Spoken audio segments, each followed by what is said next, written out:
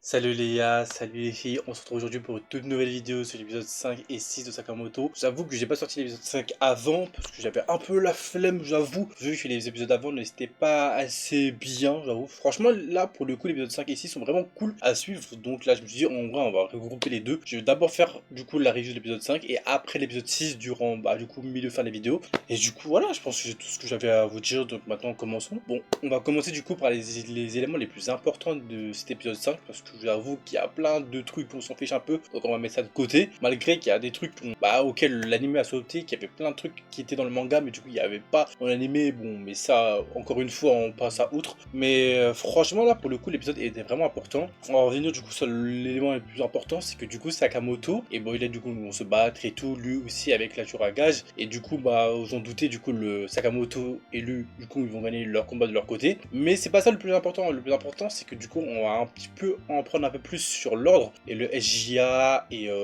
qui du coup a mis la prime sur Sakamoto. Et c'est là qui est vraiment important, c'est que du coup, Boiled et Sakamoto vont avoir une discussion sur le QG du Dondeikai. C'est là où Sakamoto pourra avoir du coup ses informations sur qui a mis la prime sur lui. Donc du coup, Sakamoto, lui et Shin vont y aller pour savoir qui a mis. Et ils vont rencontrer du coup le bon vieux Nagumo qui sera là bien avant. Mais avant de parler de ça, on va revenir sur ce qui s'est passé bien avant. C'est le fait que du coup maintenant on apprend un peu plus sur l'ordre et qui constitue ce groupe. Et on va apprendre que du coup le chef de SSJ, si je dis pas de conneries, va demander les services de l'ordre pour traquer la personne qui tue des membres du SJA. On sait pas qui est cette personne, on sait juste qu'à chaque fois qu'elle passe, elle laisse un X, donc on la surnomme X ou Slur. Donc là pour le coup, stylé. On voit d'ailleurs cette personne quelques frames pendant l'épisode, mais du coup on apprend aussi d'ailleurs qu'il y a 14 personnes qui font partie de l'ordre, mais on ne sait toujours pas qui sont ces personnes-là. On apprend aussi qu'il y a une personne qui s'appelle Takamura, qui est apparemment une vieille personne, plus qui est la personne, je sais plus. On sait pas comment elle s'appelle, mais elle a les cheveux jaunes qui dit que c'est un dinosaure, donc je suppose que c'est une vieille personne. Donc pour l'instant, on a un petit aperçu de l'ordre, donc je trouve ça vraiment grave stylé. Donc pour revenir à Sakamoto et Nagumo,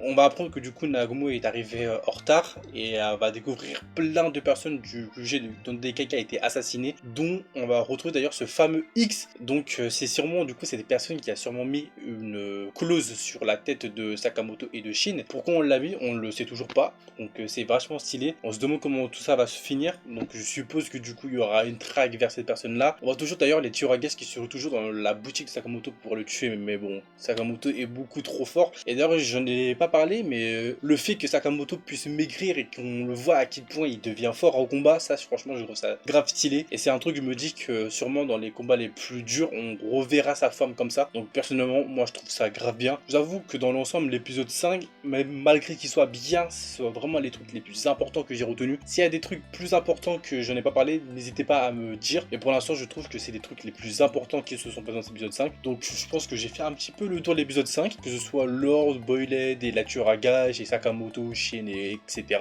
Donc je pense que maintenant on va passer directement à la critique de l'épisode 6.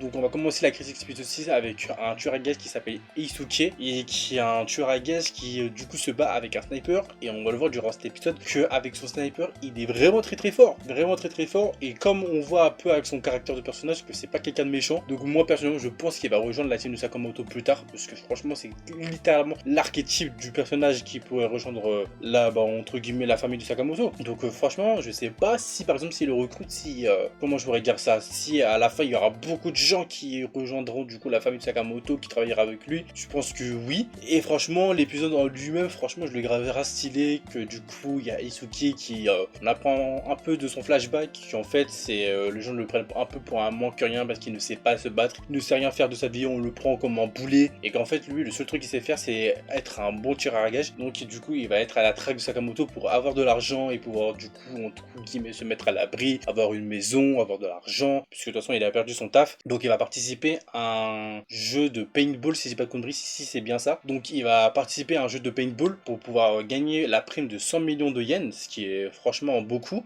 dont il va se rendre compte que Sakamoto et Shin qui vont aussi y participer. D'ailleurs, ils les avaient vus quelques minutes avant parce que du coup, ils cherchaient Taro Sakamoto, mais bon, comme le bon vieux Eisuke est assez stupide, il va pas se rendre compte que Sakamoto est juste devant ses yeux. Alors, je sais pas comment le frérot arrive à ne pas se rendre compte que Sakamoto, mais bon, ça on va passer outre. Et bon, on va voir que franchement, durant le combat entre les deux, le frérot est vraiment un très très bon tireur. En fait, malgré que l'épisode en vrai ne soit pas intéressant dans le sens où on n'apprend pas beaucoup sur l'histoire, c'est juste vraiment l'introduction d'un nouveau personnage et de qu'on va sûrement revoir dans les prochains épisodes. Franchement, personnellement, moi j'ai grave apprécié. Franchement, sur comment Isuke se bat avec son sniper et comment il bouge, ça se voit que c'est un très bon tireur de snipe.